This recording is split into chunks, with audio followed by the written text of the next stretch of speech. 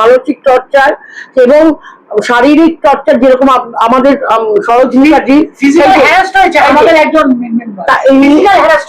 তো সেই ক্ষেত্রে, এবং আমি একজন মহিলা, যে শব্দ যে ভাষা আমাকে ব্যবহার করা হয়েছে সেইগুলো কোনো আমি এই ওপেন সোশ্যাল মিডিয়ায় বলতে পারবো না।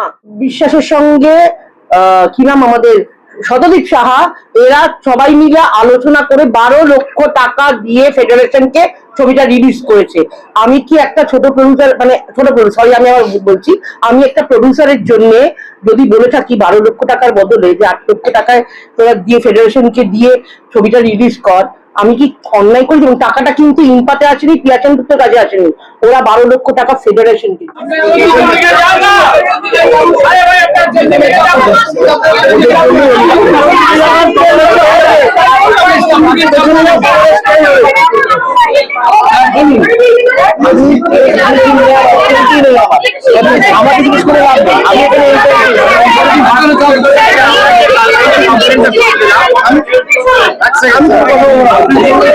যারা রয়েছে একটু হাতটা নামাও কাইন্ডলি, ফুলের প্রবলেম হয়েছে।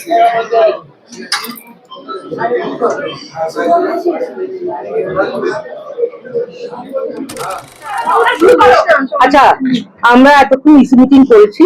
ইসি মিটিং এ আমাদের তো অনেকগুলো এজেন্ডা ছিল, তার মধ্যে অন্যতম একটি এজেন্ডা ছিল আমাদের, তোমরা জানো অলরেডি, তোমরা জানো, নতুন করে আর কিছু বলতে হবে না, যে কিছু মেম্বারের দ্বারা চিঠি ছিল যে একটা এমার্জেন্সি 4 সেকশন মিটিং ডাকার। তো আমি ব্যানার্জি বাবু আমাদের সেক্রেটারি, তাকে ওরা রিকোয়েস্ট করেছিল যে মিটিংটা ডাকার জন্য। তো উনি তো, ওনার পক্ষে তো সম্ভব না, কারণ এটা ওনার এখতিয়ারের মধ্যে না, তাই জন্য আজকে আমরা এসি মিটিং ডাকলাম এবং আমরা সকল সদস্যরা ছিলাম। তার মধ্যে আমাদের ডিসিশন হলো, ডিসিশনটা আমি বলবো সেক্রেটারিকে জানাতে। দেশের সবাইকে নমস্কার জানিয়ে আমি আমার বক্তব্য শুরু করছি। EC meeting, executive committee meeting আজকে সিদ্ধান্ত দিয়েছে যে চিঠির ভিত্তিতে আমাদের আজকের মিটিংটা শুরু হয়েছিল, সেই চিঠি অনুযায়ী আমরা দুটো এজেন্ডা স্থির করেছি। একটা হচ্ছে present situation of cinema industry, number 2 present situation of the screening committee. এই দুটো পয়েন্ট নিয়ে, দুটো এজেন্ডা নিয়ে আমরা আগামী 22শে মে বেলা 3:30টার সময় মিটিংটা রাখছি, জেনারেল মিটিং এই ইম্পা হাউসে।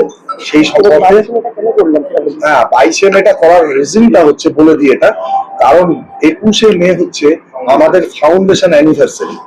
তো আমরা 22শে মে এই কারণেও করলাম, আমাদের আর্টিকেলস এবং বলুন সেটা আর্টিকেলস এবং না 22শে মে করার রিজনটা হচ্ছে আমাদের আর্টিকেলস এর যে পারমিশনাল যে টাইমটা আছে, সেই টাইমটা হচ্ছে অন্তত মিনিমাম 14 ডেজ টাইম দিয়ে আমাকে জেনারেল মিটিংটা ডাকতে হবে। সেই 14 দিনের টাইম দিয়ে এই ডেটটা ঠিক করা হয়েছে। এটা আমরা মোটামুটি ভাবে আমরা নিউজ পেপারে দেওয়ার চেষ্টা করবো, আর না হলে আমাদের বোর্ডে থাকবে। আমাদের যারা আমাদের কাছে চিঠি দিয়েছেন তাদেরও এটা জানিয়ে দেওয়া হবে। আচ্ছা পিয়াদি, ওনারা যেটা বলছেন যে এই কমিটিটা ইলেক্টেড নয়, কালকে যেটা তুমি বলেছিলে তোমাদের নির্বাচিত কমিটি, কিন্তু ওনারা সেটা পুরোই নস্যাৎ করছেন, বলছে তোমরা ইলেকশনে জিতে আসোনি, পুরোটাই গাজোয়ারি করে তোমরা ইসি কমিটি তৈরি করেছো। কি বলবো? আমাদের এখানে বোধহয় বিয়ে ফুটেজটাও আছে, কি বলে আমাদের ফুটেজটা, ভোটের যেদিন ভোট হয়েছিল সেখানে লাইন দিয়ে লোকে ভোট দিয়েছে এবং সমস্ত আমাদের ক্যামেরায় তোলা আছে।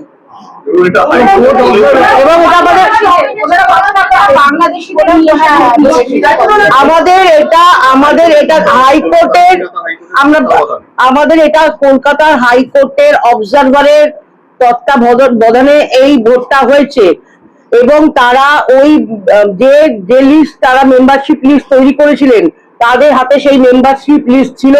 প্রত্যেক বৈধ ভোটাররা, তারা আমাদের কোনো লোক নয়, তারা তাদের মতো লোক নিয়ে তারা সেই ভোটারদের মেম্বারশিপ কার্ড দেখে তবেই তারা ভোট দিতে অ্যালাউ করেছেন। এখানে আমাদের হাতে কিছু না, আমরা বাংলাদেশি থেকে নিয়ে আমরা কি, মানে আমি তো বুঝতে পারছি না যে আর কি কি শুনতে হবে নতুন করে, সব নতুন নতুন সব দিতে গিয়ে বহিরাগত না, যখন ভোট দিতে হয়, যখন আমাদের অবজারভাররা ভোট, সেটা তো আমার মনে হয় যে তৃণমূলের কে বা কে এটা বোধহয় আমাদের ডিভিশন বেঞ্চের জাজ যাদের নাম ঠিক করেছেন জাজেরা বলতে পারবেন, এটা আমরা বলতে পারবো না। পেপারটা আজকে একটা ডাউট তুমি বলেছেন যে কোর্ট পেপারটা আপনারা দেখাতে যদি বলা হয় তাহলে আপনারা কি প্রতিক্রিয়া দেবেন? এই সপক্ষম প্রমাণ পুলিশকেও দেওয়া হয়েছে। আমরা কাল থেকে যা চলছে আমাদের উপরে, যেভাবে জোর জবরদস্তি এবং মানসিক টর্চার এবং শারীরিক টর্চার, যেরকম আমাদের সরোজ মুখার্জি আমাদের একজন তো সেই ক্ষেত্রে, এবং আমি একজন মহিলা, যে শব্দ যে ভাষা আমাকে ব্যবহার করা হয়েছে সেইগুলো কোনো আমি এই ওপেন সোশ্যাল মিডিয়ায় বলতে পারবো না। তারা জোর করছেন, তারা কোর্টে, তারা কিন্তু সবটাই জানেন যে কোর্টে কি আছে, এখানে কি আছে, এখানে ভোটটা কিভাবে হচ্ছে, সব জায়গা থেকে হেরে গিয়ে আপনারা জোর করে একটা প্রসেস চালানোর চেষ্টা, এবং সম্পূর্ণ মিথ্যে নানান ভাবে মিথ্যে অপপ্রচার করে ওরা একটা চাপ সৃষ্টি করে ইউসি কমিটিটাকে ভেঙে দেওয়ার চেষ্টা করছেন। কিন্তু আমাদের আইন অনুযায়ী আমরা এভাবে ভাঙতে পারবো না, 1 নম্বর। আর 2 নম্বর হচ্ছে যে এই যে ওরা আপনারা বলছেন যে মানে আমাদের কাছে যেসব কাগজপত্র বা যে সেদিন যে ভোটটা হয়েছে তার আমাদের পুরোটাই ক্যামেরা বন্দি করা আছে, কারণ আমাদেরকে কোর্টকে সাবমিট করতে হয়েছে। এবং এই যে মেম্বারশিপ কার্ড গুলো ছিল সেগুলো আমাদের যে মেম্বারশিপ কার্ড দেখেই তবেই ভোট হয়েছে। এই ইলেকশনে কি কোনো স্টে অর্ডার দেওয়া হয়েছিল? ওনারা এটাও বলেছেন পুলিশের সিদ্ধান্ত। পুলিশকে অ্যাকচুয়ালি পুলিশ এখন এসেছিলেন, কারণ আমরা কালকে পরে একটা জিডি করি, থানায় জিডি করি, সেই জিডিটা করেছিলাম আমরা যাতে এখানে নিরাপত্তার ভুগছি, এবং কালকে যে ওনারা যে কর্মকাণ্ড করে গেছেন তার বেসিসে আমরা আজকে একটা 144 এর অ্যাপিল করেছিলাম, এবং তার আজকে ব্যাংশাল কোর্টে এটা করে দিই, আমাদের যেটা অর্ডার এসছে অর্ডারটা করে দিই। আচ্ছা, 27 সালে যে ইলেকশনটা হবে সেটাও আমাদের কিন্তু কোর্টের আন্ডারেই হবে, সেটারও আমাদের কাছে যে অর্ডারটা, সেই অর্ডারটাও আমাদের কাছে আছে। ওনারা এখন যেটা এখানে শান্তি বজায় রাখার একদম অর্ডার এসছে, এখানে কোনো রকম কোনো অশান্তি করা যাবে না, এবং পুলিশ রিপোর্ট 10 তারিখের মধ্যে পুলিশ রিপোর্ট চেয়েছে। আমাদের এখানে সিসিটিভি ফুটেজ আছে, সবাই আমরা এখানে জমা দেবো। ওনারা এটাও বলছেন এখান থেকে ফাইল সরিয়ে দেওয়ার আশঙ্কাও করছেন যে তোমরা ফাইল সরিয়ে দিতে পারো। কি ফাইল সরাবো? কোন ফাইলটা? নির্বাচনে সুয়ালি মুক্তি পাওয়ার কথা ছিল, সেগুলোর ভবিষ্যৎ এখন স্ক্রিনিং কমিটি যেটা আছে কিনা সেটা নিয়ে আমরা এই যে মিটিং, আমরা যে 22 তারিখের মিটিং রেখেছি তার মধ্যে এখানে এজেন্ডায় রেখেছি। আদেও কি আমাদের, কারণ যেহেতু সরকার চলে গেছেন, ওখানে একজন মন্ত্রী মিটিং এই কমিটি করে দিয়েছিলেন, তো সেখানে আদৌ স্ক্রিনিং কমিটিটা কি মান্যতা রাখে সেটা আমরা জেনারেল মেম্বারদের কাছ থেকে জানবো বলে আমরা এজেন্ডায় রেখেছি। আরেকটা কথা, বাইরে এখনো যারা রয়েছেন তারা এখনো বলছেন যে পদত্যাগ চাই, সেই দাবিটা এখনো করে যাচ্ছেন, সেই বিষয়ে তোমাদের আমাদের আজকের মিটিং এ বোর্ড অফ ডিরেক্টররা, আমাদের যে 24 জন বোর্ড অফ ডিরেক্টর আছে তার মধ্যে আজকে মিটিং এ 19 জন প্রেজেন্ট হয়েছিলেন, এবং তারা আমাদের প্রেসিডেন্টের উপর সম্পূর্ণ আস্থা রেখেছেন, এবং প্রেসিডেন্ট যখন সেখানে নিজের পদত্যাগপত্র চেয়েছিলেন তখন আমরা এই 19 জন মেম্বার বা আমাদের যারা ইসি মেম্বার আছে তারা একটা অবজেকশন করেছে, এবং আমরা আমাদের প্রেসিডেন্টের পূর্ণ আস্থা রেখে আমরা এই কাজ চালিয়ে যাচ্ছি। এই প্রস্তাবটা নাকচ হয়ে গেছে। আচ্ছা, আরেকটা প্রশ্ন, ওনারা চাইছেন যে এই অফিসে এসে রেগুলার কাজ করতে, সেটা ওনারা কি করে পারবেন? ওনাদের যদি কোনো রকম প্যারিস থাকে উনি আমাদের সেক্রেটারির কাছে, ডেপুটি সেক্রেটারির কাছে সবসময় জানতে পারেন, কিন্তু অফিসিয়াল ওয়ার্ক করেন আমাদের অফিসে যারা স্টাফ আছেন তারা।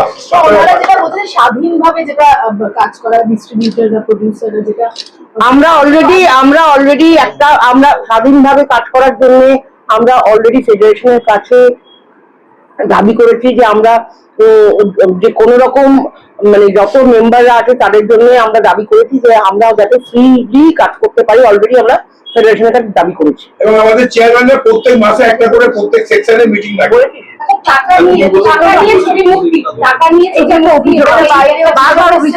আচ্ছা, এবার আমি বলি, এটা আমার বলা খুব প্রয়োজন।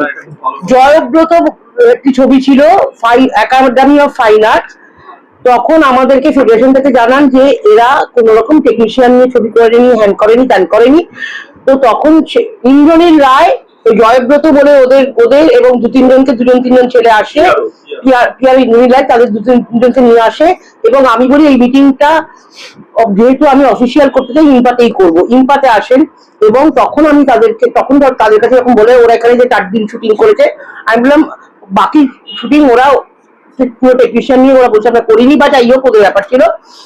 এবার তখন আমরা বললাম যে তোরা কাজ কর, এত কিছু ঝামেলা যাওয়ার দরকার নেই, মিনিমাম একটা 4 দিনের শুটিং কস্ট 4 লাখ, এক দিনে পারবে 4 লাখ টাকা হয়, তোদের যা বিটিএস দেখা যাচ্ছে সেখানে 2 লাখ টাকা করে একটা টেকনিশিয়ানদের তোরা তো ছবি রিলিজ করবি, সেখান থেকে রোজগার করবি, টেকনিশিয়ান গুলোকে কেন তোরা ডিপ্রাইস করছিস? একটা অ্যাভারেজ 2 লাখ টাকা করে, তাহলে 4 দিনের 8 লাখ টাকা হয়, সেই টাকাটা ফেডারেশনকে দিয়ে দে, এটা আমরা বললাম। তখন ও বলে দেখবো বলে তারপরে ইন্দ্রনীলের সঙ্গে, তারপরে আমি ছিলাম না, ইন্দ্রনীল রায় যথারীতি বলেছে, ওরা কি বলেছে জানি না, ইন্দ্রনীল রায় বলেছে না পিয়ারি এখন এখানে নেই, হ্যাঁ নেই। তারপরে আমি শুনলাম ওরা ডাইরেক্ট ফেডারেশনের কাছে গেছে, এবং ফেডারেশনের কাছে যাওয়ার পরে আমি শুনলাম স্বরূপ বিশ্বাসের সঙ্গে কি নাম আমাদের শতদীপ সাহা, এরা সবাই মিলে আলোচনা করে 12 লক্ষ টাকা দিয়ে ফেডারেশনকে ছবিটা রিলিজ করেছে।